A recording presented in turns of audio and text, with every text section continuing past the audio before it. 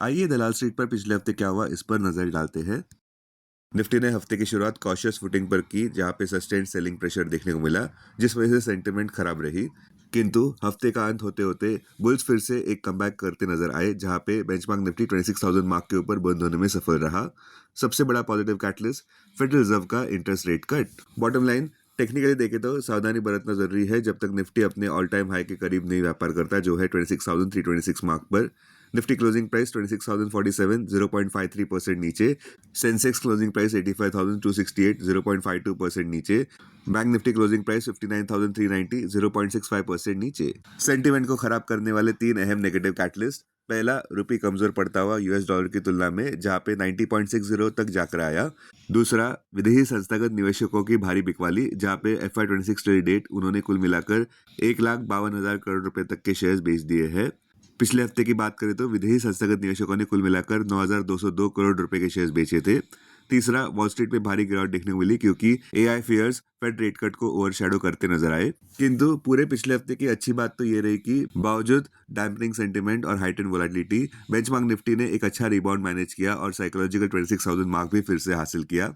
ये upbeat sentiment fade द्वारा 25 basis point rate cut के बाद देखने को मिले, जहां पे फेड ने अब रेपो रेट रखा है 3.50% से 3.75% रेंज में।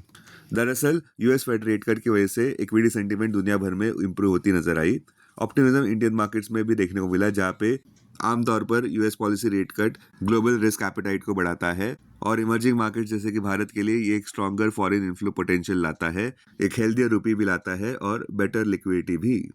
इम्प्रूव्ड यूएस ग्रोथ आउटलुक की वजह से एक्सपोर्ट ओरिएंटेड सेक्टर्स खास करके आईटी को इसका फायदा होता नजर आया, जिस वजह से फर्दर टेलविंड्स देखने को मिले।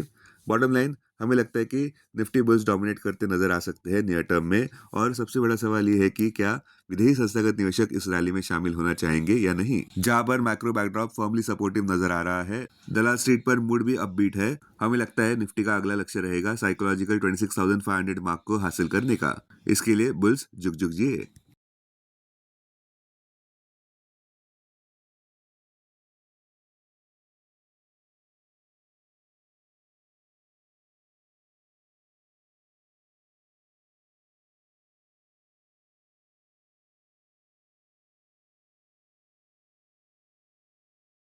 अब आइए देखते हैं पिछले हफ्ते इंडाइसेस का परफॉर्मेंस कैसा रहा। निफ्टी 0.53% नीचे गिरा, जहां पे पूरे हफ्ते शार्प सेशंस देखने को मिले। किंतु अच्छी बात यह रही कि निफ्टी साइकोलॉजिकल 26,000 मार्क के ऊपर जाने में सफल रहा और अपने रिसेंट ऑल टाइम हाई के भी काफी करीब रहा, जो है 26,325.80 मार्क पर।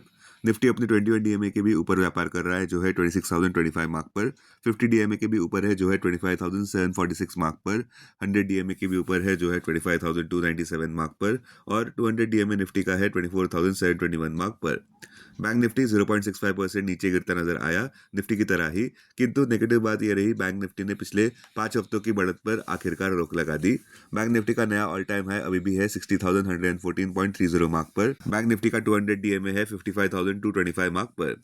निफ्टी प्राइवेट बैंक इंडेक्स 0.21% नीचे गिरा, जबकि निफ्टी पीएसयू बैंक इंडेक्स 1.60% नीचे गिरा प्रॉफिट बुकिंग के चलते।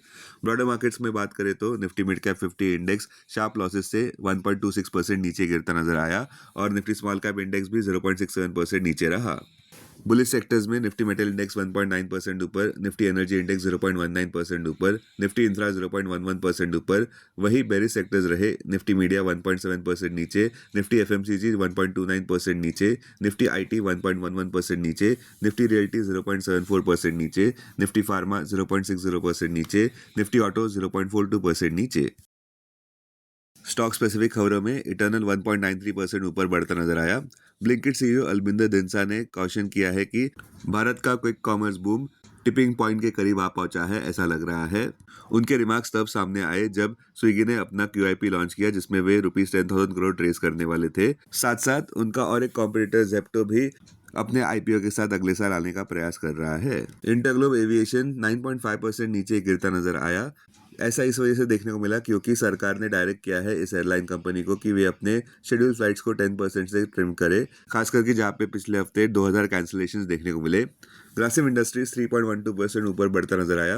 ग्रासिम 0.91% गेन करता नजर आया, जहां पे फंड इन्फ्यूजन देखने को मिला है अप टू ₹500 करोड़ का उनकी सब्सिडरी आदित्य बिरला रिन्यूएबल्स में, जो शायद प्रेफरेंशियल इश्यू द्वारा किया गया है। डिलीवरी 1.9% ऊपर बढ़ता नजर आया, जहां पे डिलीवरी के शेयर्स में ऑप्टिमिज्म देखने को मिला क्योंकि इंप्रूव्ड पार्सल वॉल्यूम्स देखने को मिल रहे हैं और लॉजिस्टिक एक्टिविटी भी सेंटिमेंट को लिफ्ट करती नजर आ रही है स्टॉक मार्केट्स में।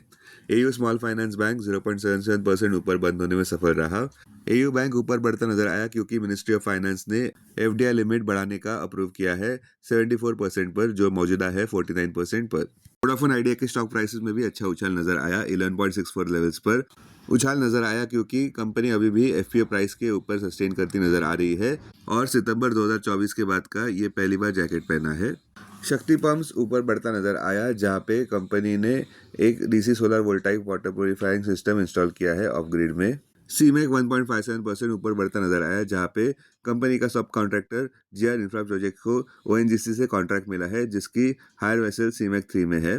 फिजिक्स वाला ऊपर बढ़ता नजर आया, जहां पे consolidated net sales 26.3% year over year बढ़ते नजर आए ₹1051.24 करोड़ पर, जबकि नेट प्रॉफिट 62.4% जंप कर गया ईयर ओवर ईयर ₹72.33 करोड़ पर Q2 FY26 में। Billion brains garage ventures grow 3.93% नीचे गिरता नजर आया, जहां पे share holder lock in period अंत हो गई, जहां पे फ्रेश ट्रांच इक्विटी का पोटेंशियल ट्रेडिंग के लिए अब खुल गया।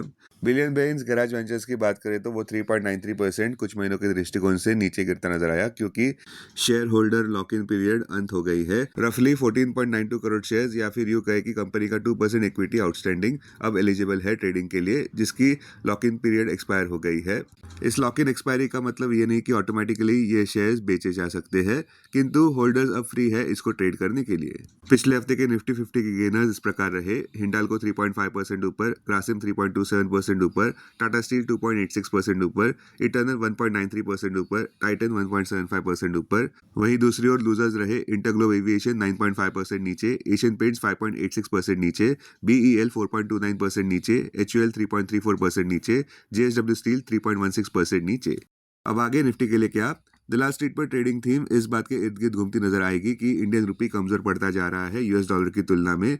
90.50 का आंकड़ा भी पार कर गया है। इस साल के लिए आईएनआर 6% नीचे गिरा है, जो कि एशिया में सबसे वीकेस्ट करेंसी बन गया है। इसका मुख्य कारण दिया जा रहा है सॉफ्ट ट्रेड फ्लोज को, पर्सिस्टेंट कैपिटल आउटफ्लोज को और स्टीप यूएस टैरिफ्स को। किंतु सेंटिमेंटल फ्रंट से अच्छी खबर ये आ रही है कि इंडिया विक्स एक फॉल दर्ज करता नजर आ रहा है 10.11 लेवल्स पर। दिलचस्प बात यह है कि पुल बैक देखने को मिल रहा है, बावजूद इस बात के कि निफ्टी ने फ्रेश रिकॉर्ड हाई कायम किया है, जो इस बात की ओर इशारा कर रहा है कि आगे चल के वोलेटिलिटी एक्सपेक्टेशंस कम हो सकते हैं और ट्रेडर कॉन्फिडेंस बढ़ता नजर आ सकता है। नए रिकॉर्ड हाइज बेंचमार्क निफ्टी के लिए नए नॉर्मल बन सकते हैं क्योंकि भारत का Q2 FY26 जीडीपी आंकड़ा 8.2% पर देखने को मिला, जहां पे स्ट्रॉन्ग कंजम्पशन और सेक्टरल मोमेंटम देखने को मिला।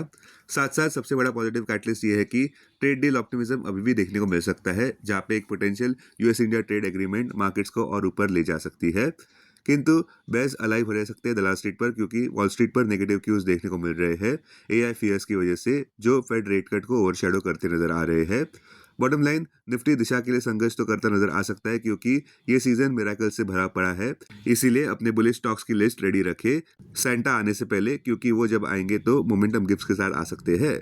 संक्षेप में कहे तो निफ्टी की अपनी all time high cap ready रखे। Investments in security markets are subject to market risk. Read all the related documents carefully before investing. This content is purely for information and educational purpose only and in no way to be considered as an advice or recommendation.